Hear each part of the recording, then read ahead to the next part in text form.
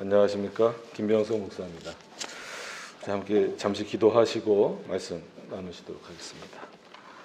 은혜와 풍성하신 하나님, 오늘도 거룩한 주를 허락하시고 이렇게 또 안산 회복의 교회를 주님의 창세 전에 계획에 따라 작정하심에 따라 또 세워주시고 또 이렇게 귀한 성도님들과 함께 예배드릴 수 있도록 인도하여 주신 것 감사를 드립니다. 하나님께서 역사하시고 인도하실 그 은혜들을 바라보며 계획들을 바라보며 주님 앞에 더 성실히 더 올바르게 살아가기를 힘쓰는 우리 안산 회복의 교회가 될 수 있도록 인도하여 주시고 이 시간에도 하나님의 말씀을 나눌 때 주께서 함께하여 주시는 귀한 시간 되게 하여 주시옵소서. 예수님의 이름으로 기도합니다. 아멘. 네. 외식이라고 하셨는데 외식보다는 그냥 좋은 음식을 드시다가 가끔 라면을 하나 드시는 걸로 이렇게 이해를 하시고 편하게 들어주셨으면 좋겠습니다. 신명기 8장 3절은 아마 굉장히 많이 보셨고 읽으셨고 또 이제 많이 마음속에 이렇게 좀 새기고 이렇게 사시는 그런 말씀 중에 하나일 줄로 믿습니다. 특히나 그냥 읽기만 해도 우리에게 참 은혜가 되는 부분들이 많습니다. 너를 낮추시며, 얼마나 인간이 교만하면 이렇게 표현을 하시겠어요? 너로 줄이게 하시며, 그죠? 저는 좀 많이 줄여야 목사님처럼 좀 날씬해지겠죠, 그죠? 한 두세 달은 굶어도 안 될 것 같은데. 그리고 너도 알지 못하며, 참 이런 부분들이 오히려 은혜인 것 같아요. 한번 이렇게 성경을 쭉 많이 보시겠지만, 너도 알지 못하며, 과연 우리가 하나님의 역사를 얼마나 알면서 살아가고 있을 것인가. 그러니까는 신앙생활을 오래 하면 오래 할수록 오히려 나는 뭔가를 좀 안다라는 생각을 많이 갖습니다. 그리고 이 정도면은 어디 나가서 그래도 내가 신앙적인 부분에 있어서는 그게 지식이 됐든 어떤 생활적인 부분이 됐든 이런 부분들은 난 그래도 괜찮아. 나는 이 정도면은 좀 칭찬을 받아도 돼. 이런 경우가 많습니다. 물론 그렇게 사셔야 되고 그렇게 또 사시는 줄로 믿습니다. 그럼에도 불구하고 그 하나님의 역사를 보면 과연 그 하나님의 역사를 얼마만큼 우리가 알고 사는가에 대한 부분을 생각해 보면 글쎄 한 1%? 1%가 뭐예요? 한 0.001%도 감히 알 수 없는 그런 상태로 우리는 살고 있습니다. 그래서 너도 알지 못하며, 그러니까는 알지 못하는 길을 가고 알지 못하는 것을 먹고 알지 못하는 상황 속에 들어가는 게 굉장히 두렵잖아요. 그럼에도 불구하고 우리가 담대히 갈 수 있고 따라갈 수 있는 것은 비록 알지 못하지만 그 알지 못하는 길을 인도하시는 분이 누구다라는 것에 대한 확신이 있는 거예요. 하나님이시다라는 것에 대한 확신이 있는 거예요. 그러니까 하나님이 우리를 인도하신다라는 그것 자체가 중요한 것이지 도대체 무엇을 아니면 어느 것을 어느 정도를 중요한 게 아니거든요. 근데 대부분 세상 사람들은 어디를 가느냐가 중요한 거고 무엇을이 중요한 거고 어느 정도가 채워졌느냐가 중요합니다. 두려우면 두려울수록 더 그렇습니다. 그래서 오히려 돈이 많거나 권력이 많거나 이런 사람들 보세요. 굉장히 뭔가를 이렇게 더 감추려고 하고 그 두려움을 더 이렇게 뭔가 이렇게 잘 표현해내지는 않지만 내 것을 많이 뺏길까봐 알지 못하는 이 두려움의 세상에서 혼란을 겪는 경우를 많이 봅니다. 근데 그리스도인들은 그런 차원에서는 좀 담대함을 가지셔야 되는 것은 저희도 알지 못하는 길을 가는 거예요. 복음성 중에 내일 일은 안 몰라요 이런 찬양도 있잖아요. 한치 앞을 내다볼 수 없는 인생길임에도 불구하고 저희가 담대히 갈 수 있는 것은 우리 능력으로 가는 길이 아니기 때문에 그렇습니다.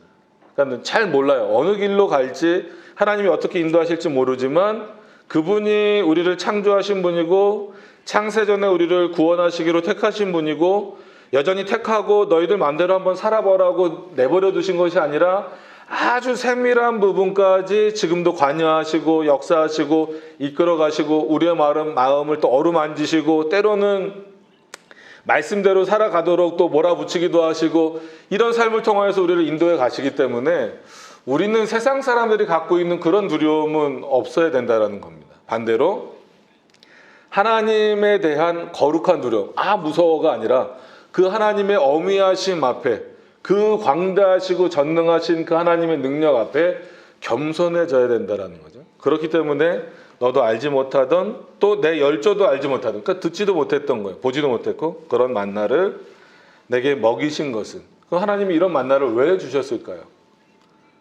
사람이 떡으로만 사는 것이 아니고, 그러니까 원래 만나는 먹고 살아야 되는 당면한 문제를 해결해 주시는 거란 말이죠. 광야에서 농사를 지을 수 있는 것도 아니잖아요. 어디 가서 뭘 잡아올 수 있는 것도 아니란 말이에요. 아무것도 없는 광야예요. 누가 그 200만 명이 넘는 이스라엘 백성들에게 먹을 것을 제공하지 않으면 단 하루도 살 수가 없는 그런 땅이었단 말이에요. 그리고 한 곳에 계속 있으면 200만 명 정도 되니까 뭐 개간을 하든 개척을 하든 해서 땅을 일궈서 거기서 무슨 소산물을 얻어먹을 수 있겠죠. 근데 이 당시 이스라엘 백성들은 계속해서 가야 됩니다. 애굽을 나와서 계속해서 그 하나님이 허락하신 가나안 땅으로 가야 되기 때문에 아무리 가다가 좋은 땅을 만날 수도 있겠죠. 그죠? 여러분 그 40년 동안 광야길을 돌아다녔다라는 것을 생각해 보시면 늘 어렵고 힘든 길로만 가진 않았을 거예요. 가다가 보면 굉장히 좋은 길, 굉장히 좋은 곳도 있을 거예요. 굳이 가나안을 안 가도 그냥 요 정도에서 좀 머물러서 우리 이스라엘 백성들이 그냥 여기서 잘 살았으면 좋겠다 하는 땅도 아마 지나가게 되었을 겁니다. 그러니까 그런 모든 것들을 뒤로 하고 계속 가야만 하는 거예요. 그렇기 때문에 누가 외부로부터 뭔가가 주어지지 않으면 먹고 살 수가 없어요. 그래서 어떻게 보면 하나님께서 이스라엘 백성들에게, 그 광야에 있는 이스라엘 백성들에게 만나를 주신 것은 당장 눈앞의 문제를 해결해 주신 것처럼 보입니다. 물론 그런 해결함을 받은 거예요. 근데 하나님이 그 만나를 주시면서 하시는 말씀은 뭐냐면, 사람이 떡으로만 사는 것이 아니요. 오늘 왔는데 떡을 주셔서 아주 맛있게 잘 먹었습니다. 아까 그만 먹어야 된다고 했는데, 떡으로만 사는 것이 아니요 여호와의 입에서 나오는 모든 말씀으로 사는 줄을 너희로 알게 하려 하심이라. 여호와의 입에서 나오는 말씀이 뭘까요? 지금으로 말하면 성경이죠. 하나님의 말씀입니다. 그러면 만나가 실제일까요? 하나님의 입에서 나오는 말씀인 성경이 실제일까요? 답정너로 물어보는 것 같으신가 다 성경이라고 대답을 하시겠죠. 그러면 그 오늘부터 성경만 보시고 저녁은 드지. 왜냐하면 만나가 실제가 아니고 성경 말씀이 실제라고 하셨으니까. 참 어려운 문제입니다. 어떻게 보면 만나도 실제고 하나님의 말씀도 실제입니다. 근데 우리는 어디다가 더 실제와 같은 그 마음을 두고 살아야 하냐면 하나님의 말씀에 두고 살아야 된다는 거죠. 삼시세끼 안 먹으면 큰일 나는 것처럼 생각하는 사람들이 하나님의 말씀은 그냥 뭐 한두 주 빠져도 괜찮은 것처럼, 아니면 뭐 하루 정도는 안 읽어도 되는 것처럼 그렇게 사는 것은, 우리가 양식을 먹지 못하면 양분을 못 얻잖아요. 그럼 키도 안 크고 뭐 잘 힘도 못 얻잖아요. 그와 마찬가지로 하나님의 말씀을 먹고 마시고 살지 않는다라고 하는 것은 그만큼 단순히 영적으로만 죽는 것이 아니라 이 땅에서의 삶 자체가 목적이 바뀌고 방향성이 바뀌어버리는 거예요. 예수님도 나는 영원한 생수라고 말씀하시잖아요. 우리가 목이 마를 때 물을 찾듯이 영원한 생수 대신 예수 그리스도를 먹고 마시는 그러한 삶이 우리들에게 있어서 굉장히 중요한데, 그런 것들을 중요하게 여기기보다는 당장 눈앞에 있는 것. 아마 이스라엘 백성들은 그 부분이 되게 좋았을 거예요. 아, 일하지 않아도 먹을 수 있구나. 이 힘든 과정을 거쳐 나가는데 매일마다 만나가 주어지는구나. 물론 여전히 인간은 그 만나에 만족을 못하니까 나중에 지나가서는 뭐 달라 그럽니까? 아, 나 이런 만나 말고 고기 좀 주세요. 근데 그거는 하나님의 뜻이 아니었잖아요. 그래서 하나님 그럼에도 불구하고 메추라기를 보내주셔서 먹을 때 그 메추라기가 이 사이에 빠지기도 전에 하나님의 진노가 임하는 것을 보게 되잖아요. 그러니까 그런 것들은 인간의 욕심은 끝이 없다라는 것을 우리들에게 알려주시는 거죠. 어떤 그런 내용들도 있지만 중요한 것은 이 만나라고 하는 것에 사람들이 집착하면서 살다 보면 결국은 하나님의 입으로부터 나오는 말씀은 별로 관심이 없어요. 아니면 그 하나님의 입으로부터 나오는 말씀조차도 뭐를 더 쌓아놓는데, 만나를 더 쌓아놓는데 사용하게 되는 거예요. 그래서 예수 잘 믿으면 여러분 예수님을 잘 믿으시려고 하는 목적이 뭡니까? 왜 이 시간에 여기 와서 앉아 계실까요? 우리 성도님들은 뭐 별로 안 되긴 하지만 왜 이 시간에 인천에서 여기까지 와가지고 앉아 계실까요? 물론 하나님의 영광이라고 우린 다 대답할 겁니다. 여기서 굳이 대답하시라는 건 아니에요. 속마음으로 한번 자신을 돌아보시라는 겁니다. 나는 과연 하나님 앞에 지금 이 시간에 서 있고 앉아 있는 모습이 과연 뭐를 위해서 있는 건가? 여전히 내 입술로는 하나님의 영광이라는 말을 하고 있지만 혹시 내 마음으로는 이 땅에서 주어지는 만나를 더 축적하고 싶은 마음은 아닌가? 왜냐하면 왠지 하나님을 믿으면 돈을 많이 벌 수 있을 것 같고, 하나님을 믿으면 건강할 것 같고, 하나님을 믿으면 세상에서도 뭔가 지위가 높아질 것 같고, 그래서 물론 자녀를 위해서 열심히 기도해야 되고, 가정을 위해서 열심히 기도해야 되고, 열심히 또 애써야 되고, 또 직장을 위해서도 학교를 위해서도 열심히 힘쓰고 애써야 되지만, 그거 자체가 목적이 되어서 그의 입으로, 즉 하나님의 입으로 나오는 말씀을 단순히 그것을 이용하는데, 그것을 얻는데 사용해버리기 시작하면 하나님이 주시고자 하는 이 만나의 본질적인 의미들을 잊어버리게 된다는 거예요. 왜냐하면 그렇게 사는 경우가 상당히 많습니다. 물론 우리 안산회복의 교회 성도님들은 그러시지 않을 거다라는 생각을 많이 갖습니다. 왜냐하면 삶에 있어서 주체가 되시고 주인이 되시는 분은 우리가 아니고 누구십니까? 하나님이시잖아요. 그럼 그 하나님이 인도하시는 대로, 하나님이 역사하시는 대로 따라가는 게 로봇처럼 되는 게 아니고, 그렇게 따라가는 게 오히려 은혜고, 그것이 바로 하나님의 인도하심이다라는 거예요. 우리는 그렇게 날마다 하나님이 인도하시는 삶 가운데 있음에도 불구하고 그것이 얼마나 큰 은혜인지를 잘 모를 때가 많이 있습니다. 그래서 이스라엘 백성들의 모습을 한번 생각을 해보세요. 애굽에서 나왔습니다. 일명 출애굽을 했어요. 금방 갈 것 같았던 그 길을 굉장히 오랜 시간 동안 다닙니다. 다니는데 그냥 다니는 것도 아니고 어린아이부터 노인까지 다 다녀야 돼요. 숫자가 뭐 한두 명도 아니고 몇백만 명이 되는 숫자가 다녀야 됩니다. 그냥 다니는 것도 아니죠. 가면서 뭐 잠을 자야 될 것, 먹어야 될 것, 뭐 이런 한마디로 가재 도구들도 다 챙겨서 그 길을 걸어가야 됩니다. 얼마나 힘듭니까? 힘들다라는 표현을 제가 쓴 이유는 그렇게 힘들게 살아왔기 때문에 이거는 내가 지금 열심히 힘들고 애써서 가는 길이다라고 생각을 하는 거예요. 하나님이 인도하신다라는 생각보다도 내가 지금 당장 힘들고 내가 지금 당장 애쓰고 있다라는 게 앞서가기 시작하는 거예요. 도대체 지금 이런 광야길을 걸어가게 하시면서 하나님은 뭐 하고 계시냐라는 생각을 이스라엘 백성들이 계속 갖는 거죠. 그러니까 신명기 전에도 그렇고 그러니까 8장 전후로도 보시면 어때요? 이스라엘 백성들이 뭐라 그럽니까? 애굽을 그리워하잖아요. 모세, 너는 왜 우리를 데리고 나와서 우리 삶을 이렇게 힘들게 만드느냐라는 거죠. 하나님이 왜 우리를 데리고 나오셨는지에 대해서는, 자신들을 데리고 나오셨는지에 대해서는 그 목적을 이미 잃어버린 거예요. 뭐 때문에? 그 삶이 힘들어져 버리니까. 어려우니까. 그래서 우리는 인생을 나그네 길이라고 많이 표현하잖아요.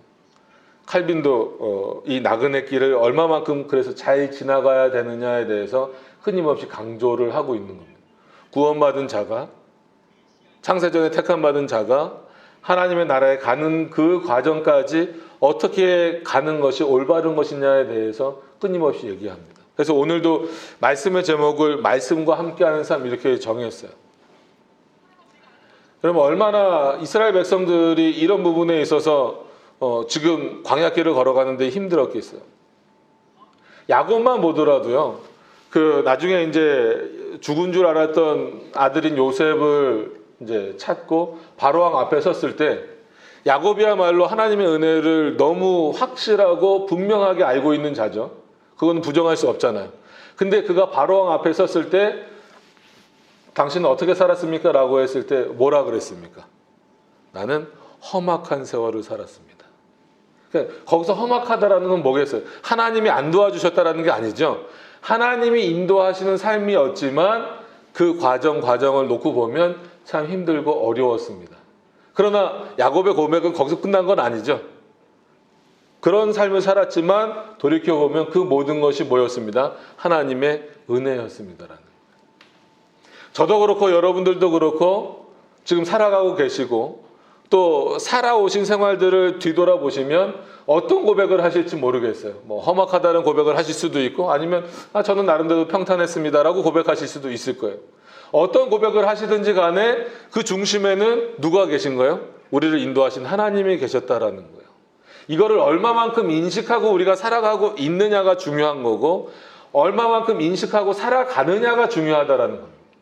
그렇기 때문에 이스라엘 백성들에게도 이 당시 이스라엘 백성들에게도 하나님께서 끊임없이 강조하셨던 그리고 이렇게 말씀하신 이유가 뭐냐면 너희들이 고생하는 거 안다. 그러나 그 고생 이전에 그리고 그 고생 과정 가운데 그리고 그 고생이 지나서 가나안 땅에 들어가서의 이후의 모든 삶도 누가 준비했고 누가 인도하였다? 내가 했다라는 거예요. 하나님이 하셨다라는 거예요. 그래서 요셉이 애굽에 팔려가기 전에 하나님이 뭐라 그래요? 그 전에 말씀하신 건 아니지만 나중에 말씀하시는 게 내가 너보다 어디에 먼저 가 있었다? 애굽에 먼저 가 있었다. 여러분 하나님의 역사는 이런 겁니다.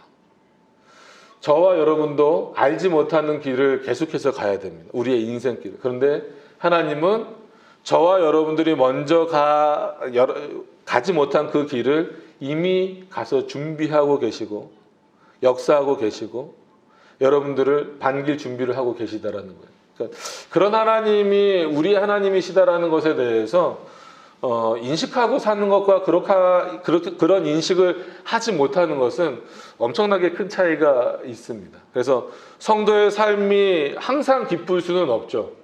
항상 즐거울 수는 없습니다. 왜냐하면 일이 잘 안 될 때도 있고 아니면 몸이 아플 때도 있고 물론 그렇습니다. 그럼에도 불구하고 우리들의 전체 삶의 내용을 놓고 봤을 때에는 왜 하나님의 은혜라고 말할 수밖에 없습니까? 그 모든 과정까지 그 모든 세밀한 부분을 하나님이 다 역사하셔서 때로는 하나님의 역사가 아닌 것처럼 아니면 하나님의 역사가 없는 것과 같은 과정을 겪어가는 그 순간에도 하나님은 우리를 놓지 않고 계시는 거예요. 우리가 그거를 때로는 잘 인식하고 있지 못하기 때문에 그렇습니다. 그래서 하나님을 원망하기도 하고 심지어 하나님을 부정하기도 하고 그런 경우가 우리 인생 안에는 굉장히 많은 겁니다. 그런 부분들을 우리 안에서 상쇄시키기 위해서라도 하나님이 언제나 우리와 함께 계신다라고 하는 것을 인식해야 됩니다. 오히려 어떨 때도 그런 인식이 있어야 될까요? 조금 힘들고 어려울 때. 그럴 때일수록 그런 인식을 더 많이 가져야 돼요. 그래서 저희 교회는 지금 욥기를 한참 나가고 있습니다. 그래서 다 아시는 대로 욥은 하나님으로부터 의롭다라는 칭찬을 받았던 인물이잖아요. 그럼에도 불구하고 욥은 순식간에 자기 모든 것을 다 뺏겼습니다. 재산도 다 뺏겼고 자녀들도 다 죽었고 심지어 아내는 하나님을 욕하고 죽으라고 그 욥의 곁을 떠났잖아요. 그리고 욥의 친구들은 와서 욥에게 하는 말이 위로는커녕 너가 무슨 죄가 있으니까 이런 형벌을 받은 거니까 빨리 하나님 앞에 용서함을 구해라. 그래서 욥을 위로하기보다도 오히려 욥을 질타하고 비난하고 조롱하는 그런 모습들을 많이 보여요.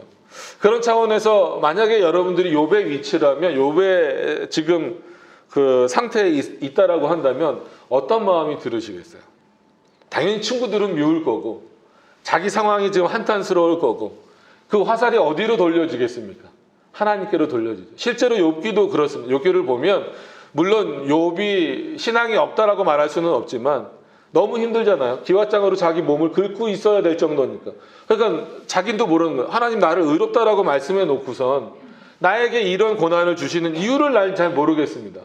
다른 사람들이 와서 나를 이렇게 조롱하는데 그럼 하나님이 나를 좀 도와주셔야지. 어떻게 그냥 내버려 두시고 오히려 더 힘들게 하십니까? 원망과 그 원망의 화살이 결국 누구에게 돌아가는 거예요? 하나님에게로 돌아가는 거예요. 여러분 근데 그럼에도 불구하고 그때도 잊어버려서는 안 되는 것은 하나님께서는 그 욥을 어떻게 하고 계시나요? 붙잡고 계시는 거예요. 왜냐하면 최소한 우리가 우리 편에서 이해를 해본다면 최소한 그의 생명을 붙잡고 계시는 거예요. 사단에게 그 시험을 허락하실 때도 다 좋지만 그의 생명만은 건들지 말아라. 모든 것의 주인이 되시는 분이 하나님이시다라고 하는 것은 욥기에서도 달라지지 않습니다. 그렇게 어렵고 힘든 상황에 처해 있을 때도 달라지지 않아요. 신약 성경에 나오는 바울의 삶의 내용을 보더라도 마찬가지입니다. 그가 옥에 갇혀서 신약 성경을 많이 썼잖아요. 그래서 보통 우리가 옥중서신 이렇게 많이 부르잖아요. 옥에 갇혀서 예수 그리스도를 증거하다가 옥에 갇힌 거예요. 오히려 우리 생각에는 예수 그리스도를 증거하면 복이 올 거다라는 생각만 갖는단 말이에요. 그죠? 근데 그 복을, 맞아요. 복이 오는 건 맞습니다. 바울이 받은 복은 어떤 복이에요? 세상에 어떤 것도 두려워하지 않는 복이에요. 그죠? 세상이 감당할 수 없는 사람이 되는 거예요. 막무가내가 되시라는 얘기가 아닙니다. 여러분, 그리스도인들은요, 그런 차원에서 세상이 감당할 수 없는 사람이 되셔야 돼요. 저도 그렇고 여러분도 그렇고. 여러분, 바울의 모습을 보세요. 가말리엘 문해상으로 율법학자로 살 때는요, 아무도 그를 건들지 않고요, 오히려 그를 굉장히 존중하면서 살았잖아요. 그 존중받으면서 살았잖아요. 근데 그리스도를 알고 난 이후에 다메섹 도상에서 그리스도를 만난 이후에 그가 그리스도를 아는 지식만을 최고로 여기고 나머지 모든 것, 내가 알았던 모든 지식은 뭐처럼 버린다? 배설물처럼 버린다. 여러분, 그러면 한번 생각해 보세요. 바울이 갖고 있던 지식이 정말 바울의 머릿속에서 다 없어졌을까요?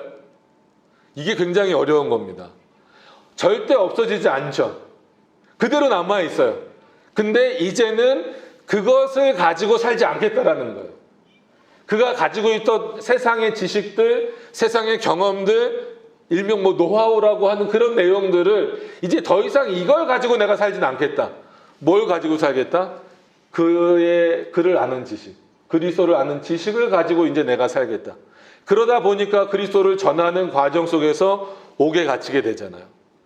그래서 여러 많은 편지들도 쓰고 글을 썼지만 중요한 표현 중에 하나가 뭐가 있습니까? 항상 기뻐하라. 쉬지 말고 기도하라. 범사에 감사하라. 그게 옥에서 쓴 겁니다. 여러분, 옥에 가시면, 지금은 감옥이잖아요. 감옥에 가시면 절대 안 되시겠지만, 만약에 여러분들이 그런 상황에 처해 있는데 뭐가 그렇게 기쁘시겠어요? 기도가 나오실 것 같아요? 범사에 감사하실 수 있어요? 가끔 이제 감사원금이나 이런 거 이제 써서 내시잖아요. 그러면 거기다 이렇게 막 감사 내용을 적으시기도 하잖아요. 근데 의외로 많은 분들이 뭐라고 적으시는지 아세요? 범사에 감사합니다. 이렇게 적어요. 그래서 가끔 이제 예전에 이제 부교육자나 뭐 이렇게 있을 때 물어봐요. 왜 이렇게 요즘에 감사하실 일이 많으신가 봐요. 그러니까는 그럴 때는 그래요 하는 분도 있지만 아니요, 그런 건 아닌데 뭐 쓸 말이 없어서요. 그거는 그냥 빈칸으로 남겨두셔도 됩니다. 범사에 감사합니다는 쓸 말이 없어서 써야 될 표현이 아니에요. 누가 보더라도 바울의 상황은 항상 기뻐할 수 없고 범사에 감사할 수 없고 쉬지 않고 기도할 수도 없는 그런 어렵고 힘든 정말 험악한 삶을 살았습니다라고 말한 그 고백처럼 살았던 그런 삶의 내용이에요. 근데 그의 입술의 고백에서는 전혀 다른 내용이 나옵니다. 또 왜 그럴까요? 그가 하나님의 말씀과 늘 함께하고 있었기 때문에 그래요. 반대로 말하면 하나님이 자신과 함께하고 계시다라고 하는 것을 깨달았기 때문입니다. 여러분, 잘 생각해 보세요. 우리가 하나님과 같이 나는 하나님과 동행하고 있지 않다. 나는 하나님의 말씀대로 살고 있지 않다. 아니면 나는 하나님의 말씀과 살고 있다. 이런 생각을 해야만 하나님이 나와 함께 하시나요? 아니면 하나님이 나는 하나님과 상관없어. 난 별로 하나님과 함께하고 싶지 않아. 그럼 하나님이 저 멀리 가서 계시나요? 그렇지 않습니다. 하나님은 물론 우리 생각을 다 알고 보시는 분이시지만 우리가 하나님을 밀어낸다라고 해서 하나님이 그럼 너가 나를 밀어해? 그럼 나 저기 멀리 가 있을 거야. 이런 분이 아니시다라는 거예요. 하나님은 언제나 우리와 함께 계시는 거예요. 우리가 그걸 얼마나 인식하고 사느냐가 중요한 거예요. 여러분들 얼마나 인식하고 사시나요? 하나님이 나와 함께 하신다라고 하는 것을 인식하는 그 내용이 많은 만큼 삶에 있어서 저와 여러분들의 삶에 있어서 하나님이 나와 함께 하시는구나. 오늘 아침에도 저녁에도 이 주일에도 또 내일부터 이제 일상생활이 시작되는 월요일이잖아요. 이 월요일 날도 24시간 하나님이 나와 함께 하시는구나 라는 이 생각이 깊어지면 또 넓어지면 넓어질수록 우리 삶은 하나님 안에서 안정감을 누리는 거예요. 하나님은 단 한 번도 우리를 버리시지 않습니다. 우리가 하나님을 마치 놓은 것처럼 생각하고 하나님으로부터 멀어진 것처럼 우리 스스로가 생각하니까 불안하기도 하고 하나님이 우리를 안 도와주시는 것처럼 생각하는 거예요. 그렇지 않습니다. 우리가 어느 곳에 있든지 때로는 힘들고 어려울 때라도 하나님은 우리를 붙잡고 계시는 거예요.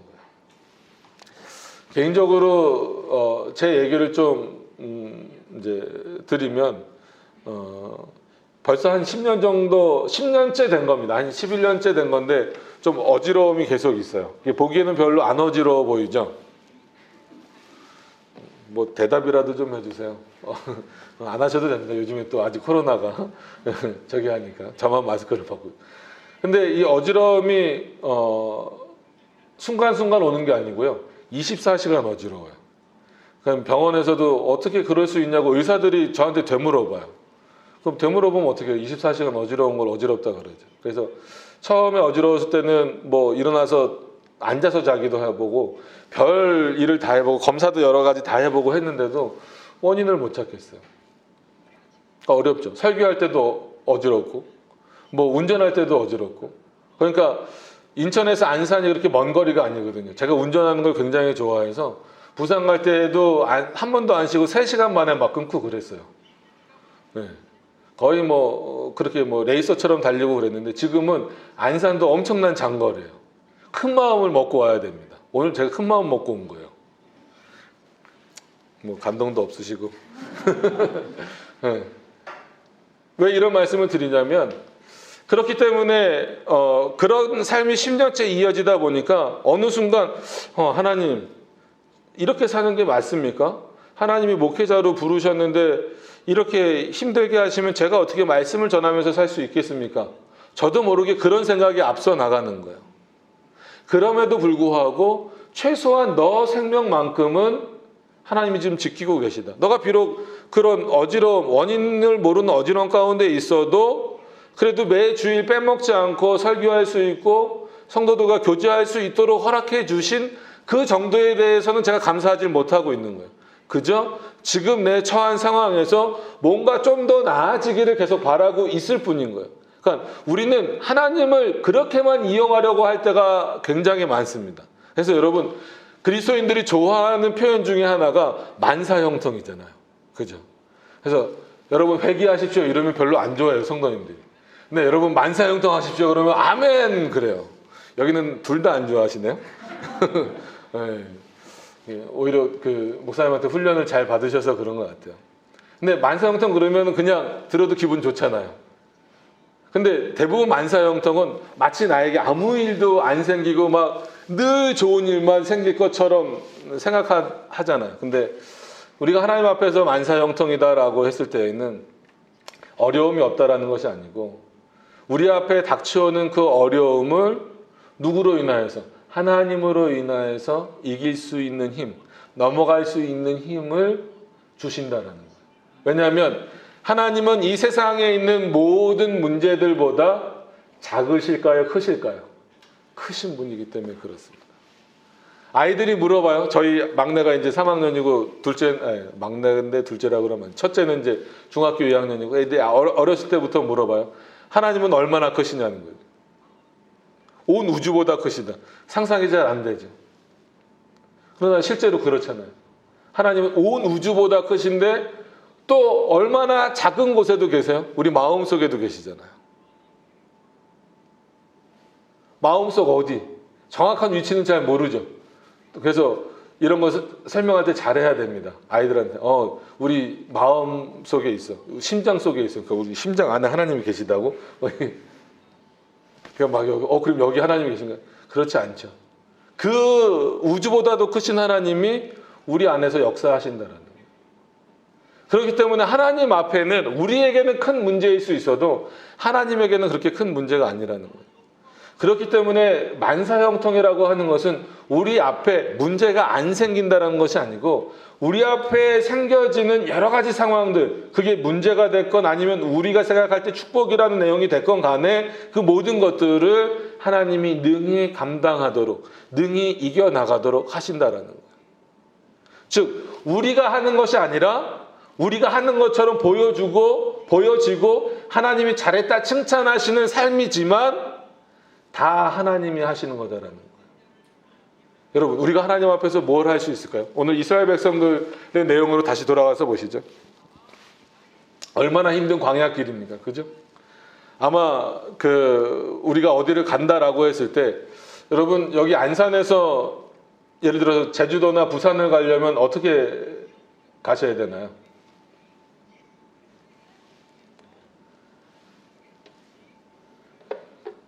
원래 뭐라고 대답을 하시면 그 사이에 물을 한 잔 마시려고 했는데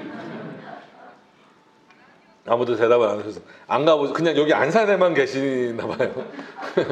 여러 가지 방법이 있겠죠. 그죠? 뭐 여기 안산 터미널에서 뭐 혹시 김포공항 가는 게 있으면 바로 뭐 이제 버스를 타고 가서 비행기 타고 가실 수도 있고, 아니면 자가용으로 이렇게 김포공항까지 가셔서 가실 수도 있고, 아니 뭐 나는 배 타고 갈 거야 그래서 아니면 뭐 목포든 뭐 이렇게 이동을 하셔서 가실 수도 있고, 난 한번 걸어서 가볼 거야 해서 참 걸어서 가시는 분은 안 계시겠죠. 여러 가지 다양한 방법이 있습니다. 근데 이때는 어떤 방법밖에 없습니까? 죽어라 걷는 거예요. 얼마나 힘들겠어요. 근데 왜 이런 말씀을 제가 반복해서 드리냐면, 그때부터는 사람들이 뭐라고 생각하냐면 내일이라고 생각하는 거예요. 내가 열심히 했다라고 생각하는 거예요. 내가 열심히 했기 때문에 이거는 나한테 공이 돌려져야 되고 내 공이다라고 생각을 하는 거예요. 그렇기 때문에 하나님이 주시는 만나가 작아 보일 수 있어요. 내가 이렇게 힘들게 걸어가고 있는데 이 정도밖에 안 주셔? 더 많은 걸 주셔야지. 더 좀 풍성하게 해주셔야지. 그런 모습, 그런 생각들이 많이 있어요. 여러분, 근데 어디를 걸어간다라고 했을 때만 하더라도 한번 그냥 이 인체적으로만 생각을 해보더라도요. 걸어가려면 예를 들어서 여기서 뭐 가까운 역이 어디나요? 지하철역이. 지하철도 안 타시나요? 사리역. 예. 사리역까지 간다. 가고자 하는 마음도 있어야 되죠. 그죠? 그럼 마음만 있으면 거기 가집니까? 아니죠. 갈 능력이 있어야 돼요. 갈 능력이라는 건 뭐예요? 최소한 걸을 수 있는 힘이 있어야 됩니다. 저희 아버지가 지지난달에 이제 소천하셨는데 엄청 운동을 좋아하셨어요. 젊으실 때도. 그래서 뭐 유격수 같은 거, 야구 같은 거 유격수 하시면 되게 잘 보고, 탁구는 거의 뭐 좀 거짓말 조금 더 못해서 국가대표급으로 치셨어요. 그 정도로 운동을 좋아하시고 뛰는 거 좋아하시고 하셨는데 어느 날부터가 난 잘 못 걷겠다 그러시는, 계단 올라가는 것도 힘들겠다는 마음은 있으신 거예요. 몸이 힘들어요. 그러면 갈 수 있습니까? 없습니까? 못 가요. 여러분, 간다라고 하는 이 사실 자체가요, 엄청난 하나님의 은혜라고 하는 것을 우리는 잘 모릅니다. 사리역이라고 했죠. 얼마나 걸리는지는 잘 모르겠지만 가고자 하는 마음과 가고자 하는 능력과 또 가고자 하는 상황들도 다 맞춰줘야 돼요. 우리 주변에, 우리 상황에. 이 모든 것들을 다 뚫고 가고 있다라고 하는 사실 자체가 내 능력으로 돌리기에는 그 주변 환경이 너무나 커요. 하나님이 아주 작은 부분까지 다 조율하시고 역사하시고 만들어주시지 않으면 아무리 내가 가고 싶은 마음과 심지어 갈 수 있는 능력이 있다 하더라도 갈 수 없습니다. 그래서 인생의 고백이 그건 거예요. 하나님이 다 하셨습니다. 실제로 그런 거예요. 내가 걸어온 거고 내가 열심히 일한 것임에도 불구하고 그 공로를 내 자신이 아닌 누구에게 돌리는 거예요? 하나님에게 돌리는 거예요. 하나님의 입으로, 여호와의 입에서 나오는 모든 말씀으로 사는 줄로 알라는 게 그런 의미입니다. 너네가 지금 나를 원망하지, 너네가 지금 나에게 더 많은 것을 달라고 요청하지, 그런데 이미 너희들은 충분한 은혜를 누리고 있어. 왜? 내 입으로부터 나오는 말씀을 너희들은 먹고 마시고 살고 있으니까. 여러분, 이게 얼마만큼 마음에 와 닿으시는지 모르겠어요. 어떤 면에서는 참 중요합니다. 하나님께 위로를 얻고 하나님이 우리에게 날마다 은혜를 베풀어 주신다라는 것을 우리 스스로가 인식한다라고 했을 때에는 단순히 눈에 보이는 어떤 것이 주어지는 그 정도에서 머물러서는 안 되잖아요. 그래서 우리가 창세기 15장 1절에도 그렇게 표현합니다. 하나님께서 아브라함에게, 그때는 아브라함이었지만 아브라함에게 내가 너에게 지극히 큰 상급이 되어주겠다라는 거예요. 내가 너에게 방패가 되어주고, 이거보다 더 좋은 게 어디 있습니까? 하나님이 우리에게 상급이 되어주신대요. 근데 아브라함은 뭐라 그러면, 알겠습니다. 그런데 그거 말고 지금 나에게 뭘 주실 거냐고. 하나님이 뭘 주신다 그랬어요? 자기 자신을 선물로 주신다 그랬습니다. 여러분, 어린 아이들은요, 이게 선물이라고 해보면 저희 애들도 장난감이나 저희 큰애는 총에 빠져 있어요. 진짜 총은 아닙니다. 네, 가짜 총에 빠져 있어서 집에 가면 무슨 군대보다 총이 더 많아요. 네, 나중에 뭐 특전사나 UDT 간다 그러는데 볼 거예요. 아마 군대 간다 쯤 되면 저 공익 가면 안 돼요. 아마 이럴지도 모르겠어요. 네? 근데 왜 그런 말씀을 드리냐면 어린 아이는요, 물론 어린 아이가 다 그런 건 아니지만 이 선물에만 관심이 많아요. 그죠? 선물을 지금 누가 줬는지는 별로 관심이 없어요. 이 선물만. 근데 조금 큰 어른이라면 좀 또 사고가 좀 또 그리고 뭐라 그럴까요? 조금 깊다면 이 선물로 당연히 좋죠. 근데 이게 누가 줬느냐가 중요한 거잖아요. 그래서 선물의 내용도 당연히 당연한 거죠. 근데 누가 줬느냐는 거예요. 여러분들이 허락받으신 선물과 같은 삶은 누가 주셨습니까? 하나님이 주신 거예요. 여러분들이 입고 계신 옷, 살고 계신 집, 물론 여러분들이 열심히 노력하셔서 얻으신 것들이죠. 그러나 누가 주신 겁니까? 하나님이 주신 거죠. 하나님이 일할 수 있는 능력들, 하나님이 얻을 수 있는 능력들을 허락하신 거예요. 그것에만 집중하는 게 아니야. 맨 처음에 아브라함은요, 하나님이 자신을 선물로 주신다고 하는데도 그것보다는 제일 필요한 게 지금 뭐였어요? 아브라함에게 자녀잖아요. 자녀. 그죠? 자녀를 주실 겁니까? 안 주실 겁니까? 여기에만 관심이 있어서 하나님 앞에 지금 물으러 나온 거예요. 그러니까 내가 상급이 돼줄게 라고 말씀을 하시는데도 알겠어요. 근데 그건 알겠고, 그럼 하나님 상급 되셨으니까 나한테 뭘 주실 거예요? 이미 하나님이 주셨잖아요. 세상에서는 줄 수 없는 거를 주셨잖아요. 그게 뭐예요? 하나님 자신을 주셨잖아요. 저와 여러분도 마찬가지입니다. 여러분, 하나님에게 뭘 받기 원하시나요? 그걸 기도하시지 말라는 건 아닙니다. 그러나 더 중요한 것은 저도 그렇고 여러분도 그렇고 아브라함처럼 하나님을 지극히 큰 상급으로 받았어요. 이거는 어떤 눈에 보여지는 걸로 확인되는 건 아닙니다. 그러나 우리 마음 가운데 주어지는 평안과 하나님 주시는 위로와 그 감격의 내용들을 통하여서 하나님이 나의 지극히 큰 상급이 되셨구나. 그 상급 되신 하나님께서 광야에서도 굶어 죽지 않도록 내가 일하지 않아도 먹고 살 수 있도록 뭘 내려주시는구나? 만나를 주시는구나. 이 만나를 먹어야만 이 광야길을 지나갈 수 있는 것처럼 이 인생길은 하나님의 말씀을 먹지 않고는 제대로 살아갈 수가 없구나. 온전히 살아갈 수가 없구나. 하나님이 원하시고 하나님이 허락하신 그 길로 갈 수 없구나.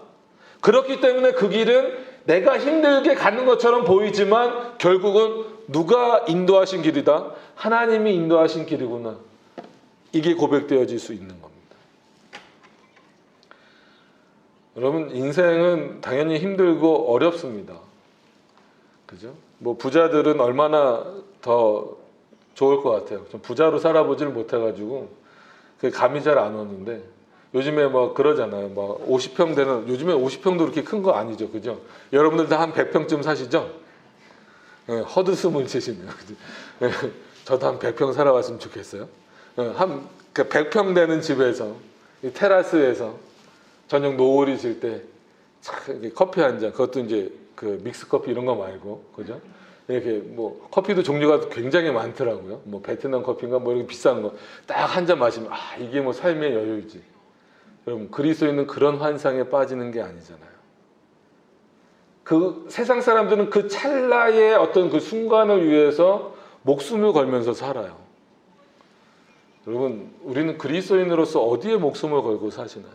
제자들의 모습을 보면 그들이 어떻게 보면 예수 그리스도가 누구신지 아주 분명하게 알기 전에는 예수님 옆에서 서로 큰 자가 되려고 하잖아요. 근데 그리스도가 누구신지 알게 된 이후에, 정확하게 알게 된 이후에는 그리스도를 위해서 죽는 자들이 되잖아요. 그리스도를 위해서 헌신하는 자들이 되잖아요. 세상에서의 행복이라는 것보다 하나님이 나와 함께 계시다라는 것이 진정한 행복이다라고 하는 것을 인식하고 깨닫고 살잖아요. 그러니까 이런 부분들이 우리들에게는 굉장히 중요한 부분인 것 같아요. 그리스도인들이 누려야 되는 행복이 어디 있는가? 우리는 그럼 무엇 때문에 행복하다라고 표현할 수 있는가? 한 번 더 욥기의 예를 들어드리면, 욥은 친구들이 있을 때는 행복하다 그러고 살았을 거예요. 많은 것이 있을 때는 행복하다라고 살았을 거예요. 하나님 앞에 원망하지도 않았어요. 그런데 그에게 있어서 아무것도 다 없어진 다음에는 하나님을 원망합니다. 근데 그가 부자로 살 때나 그가 그렇게 아무것도 없이 정말 그냥 단순한 거지처럼 된 게 아니죠. 완전히 황폐해진 삶을 살게 됐을 때나 동일하게 변하지 않는 한 가지가 뭡니까? 하나님이 그와 함께 계신다라는 거예요. 그죠? 근데 욥은요, 자기 상황에 따라서 그 모든 것이 풍족했을 때는 하나님께 찬양을 돌리고 하나님께 영광을 돌리고, 그 모든 것들이 없어졌을 때는 하나님께 원망하고 내가 이렇게 된 것에 대해서 하나님께 원인을 찾고 그러고 있습니다. 여러분, 수많은 그리스도인들이 어떻게 보면 그런 것 같아요. 저도 그렇고 여러분들도 완전히 자유롭지는 못하실 겁니다.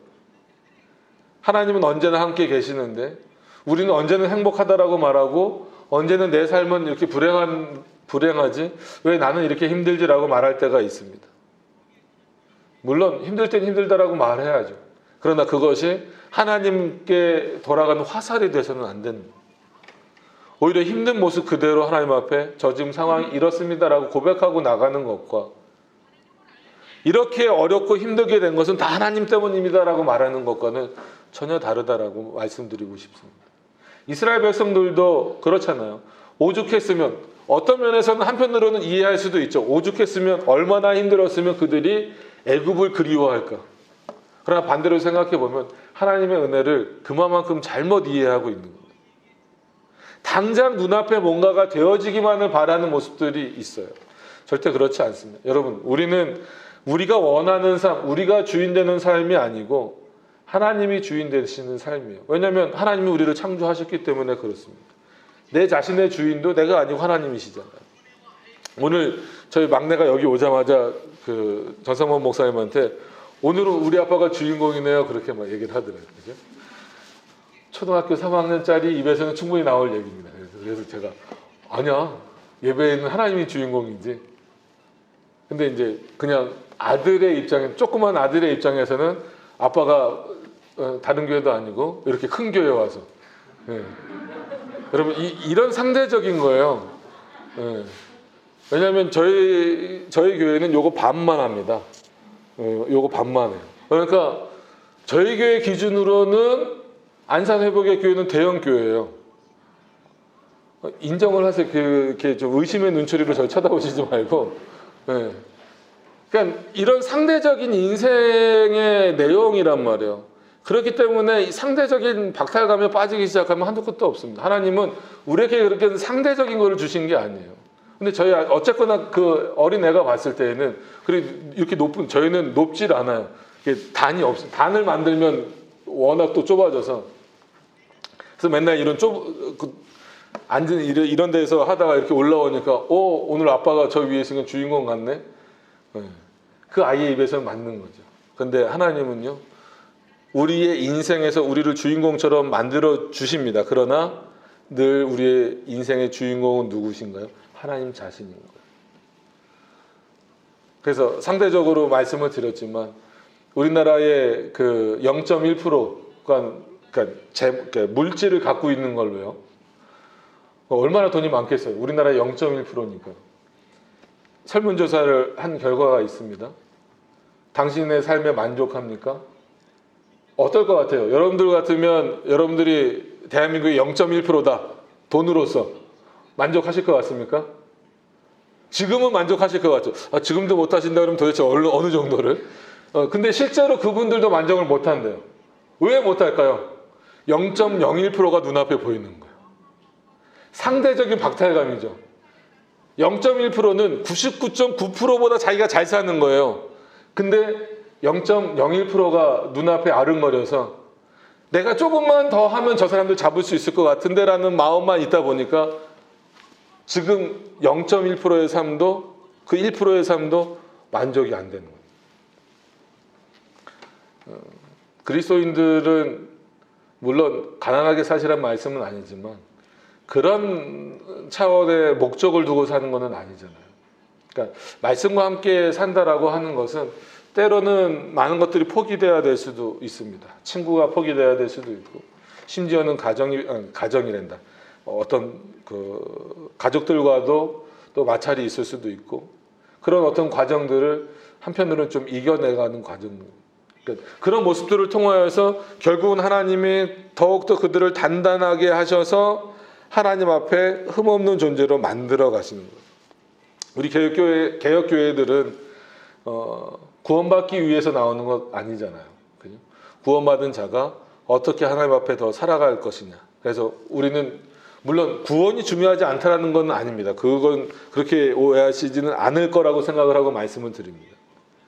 구원보다도 구원의 서정, 그 구원의 길에 우리는 더 중심을 두고 살아가야 됩니다.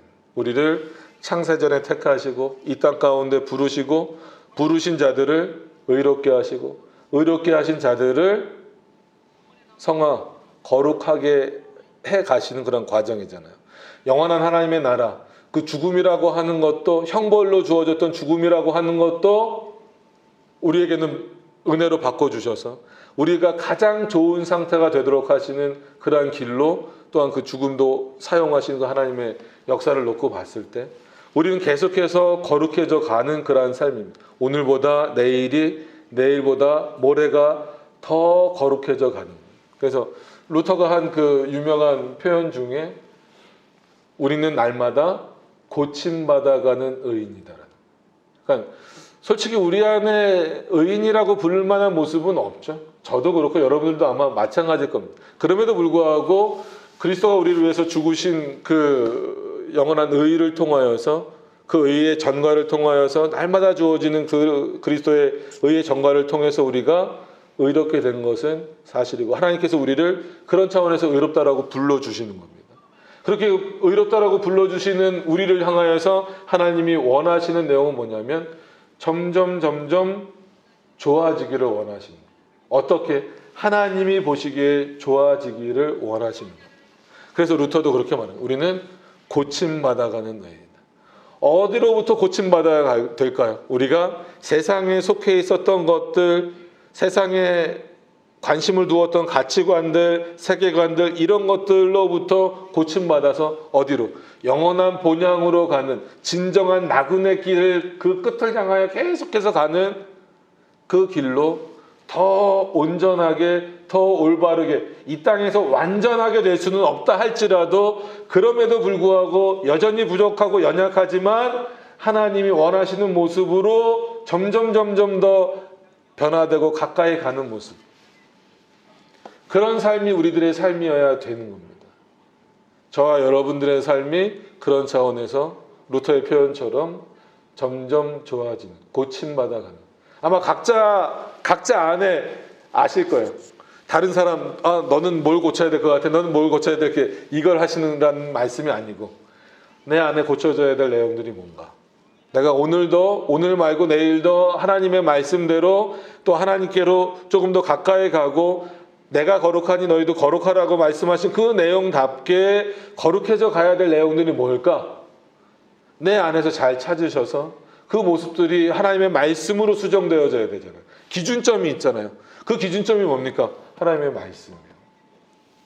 만나가 너희의 육신을 먹고 살게 하는 기준점이라면 우리의 영혼은, 우리의 영적인 부분은 여호와의 입으로부터 나오는 말씀, 즉 하나님의 말씀이 모든 것이 기준점이 되는 거죠.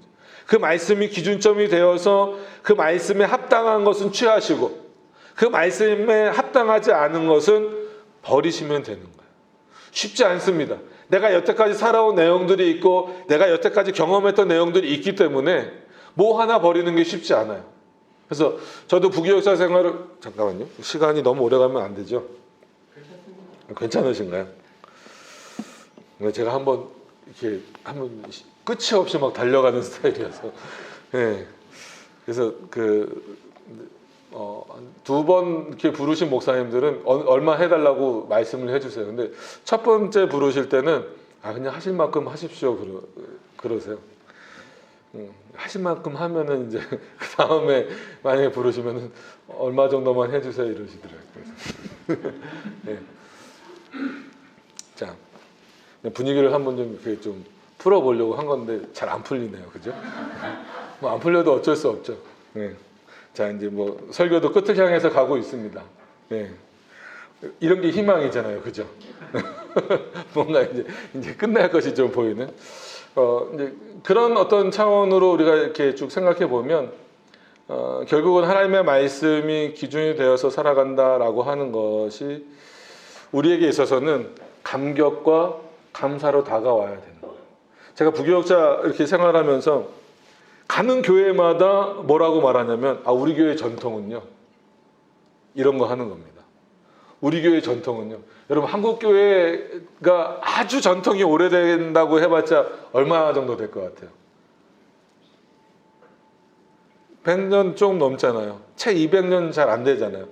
뭐 천주교는 절대 우리랑 합치면 안 되지만 천주교까지 뭐 어떻게 끄집어 들여도 뭐 250년 안짝이잖아요.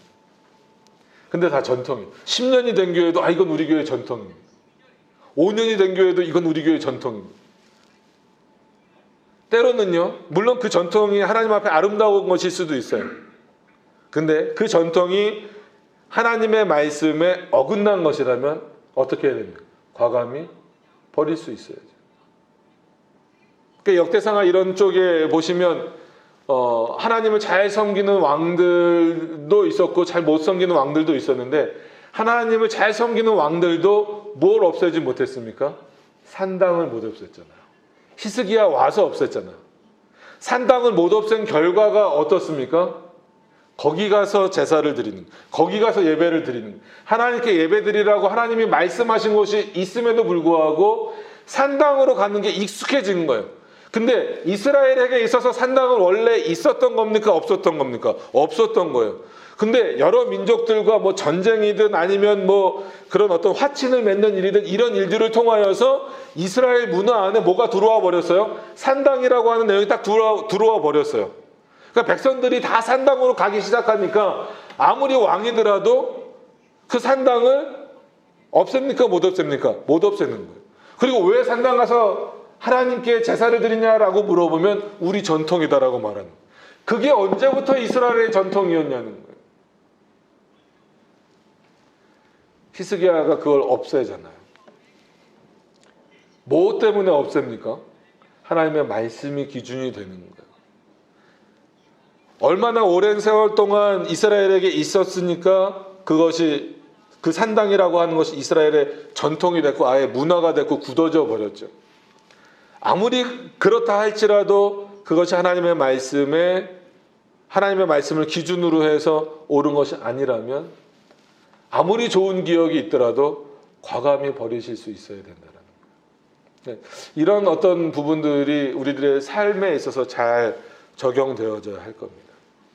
그러니까 하나님의 말씀과 함께하는 삶이라고 하는 것은 어떤 면에서는 참 감사와 은혜와 감격의 내용이면서도 또 한편으로는 내 자신의 모습을 돌아보고 또 어떤 면에서 내가 기쁘고 즐겁다 심지어는 옳다라고 여겼던 부분들까지도 멈출 수 있는 그런 내용들까지도 우리 안에 있어야 된다는 거죠. 그러니까 기쁨과 즐거움과 동시에 진짜 한마디로 피를 깎는 노력이 더해지는 삶, 그런 삶을 통하여서 하나님이 인도하시는 그런 내용들이 확인되어지는 삶, 그것이야말로 말씀과 함께하는 삶이다.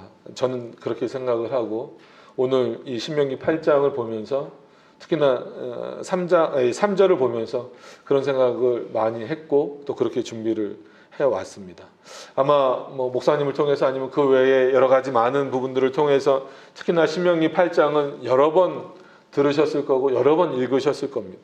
그러나 앞으로도 계속해서 이 신명기 8장 3절만 중요한 건 아니죠. 성경의 모든 내용들을 보시되 특히나 신명기 8장 3절 그리고 앞뒤로 있는 2, 4절 이런 내용들을 보시면서 우리가 어떻게 하나님의 말씀 앞에 서 있어야 하는가, 그 하나님 앞에서 살아가야 하는가, 그리고 하나님은 우리를 어떻게 인도하고 계시는가에 대한 부분들을 늘 오히려 내가 좀 지치고 내가 좀 힘들어질 때 내가 생각할 때도 스스로 내가 좀 뭔가 느슨해진다라고 생각을 할 때 한 번 더 이 말씀을 들춰서 열어서 보실 수 있기를 바랍니다. 그래서 하나님이 주시는 그런 긴장감, 신앙적인 긴장감들을 좀 갖고 또 살아가실 수 있는 우리 회복의 교회 성도님들이 되시기를 바랍니다. 그러면 하나님의 놀라운 은혜가 함께 하시리라 믿습니다. 오늘 또 이렇게 설립 기념으로 이런 예배를 드리신다는 하나님이 세우신 교회가 얼마나 아름다워요. 그렇잖아요. 교회 크긴 그건 중요한 건 아닙니다. 성도도 중요한 건 아닙니다. 저희 교회 너무 중요하지 않아서 6명이 예배 드리고 있지만 그래서 이렇게 대형 교회 와서 예배 드리고 있지만 그거보다 가장 중요한 것은 하나님의 말씀이 살아있는 교회여야 되잖아요. 그죠? 안산 회복의 교회에 지금 제일 필요한 게 뭔가요? 저 지상으로 올라가는 것? 물론 그거 놓고 기도하셔야죠. 그죠? 여러 가지 많은 부분들을 위해서. 그러나 제일 중요한 것은 물론 하나님의 말씀이 살아있는 교회죠. 그 말씀이 더 활발하게 살아나도록 역동적으로 살아나도록 기도하셔야 되고 여러분들의 삶도 그렇게 되시기를 기도하시기를 바랍니다. 기도하겠습니다. 하나님, 우리의 삶을 돌이켜보면 하나님의 은혜가 아닌 것이 아무것도 없습니다. 그럼에도 불구하고 매 순간순간 우리는 힘들 때도 많이 있고 또 그래서 사람들을 원망할 때도 있고 하나님을 원망할 때도 심지어 있습니다.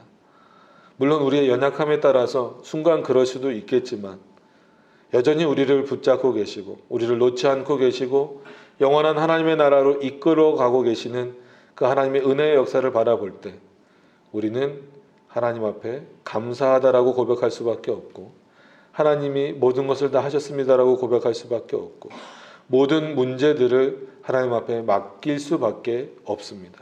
우리가 한 것은 아무것도 없다라는 고백만이 나올 수밖에 없습니다. 하나님, 이 시간에 이 말씀을 통하여서 우리가 다시 한 번 더 확인합니다.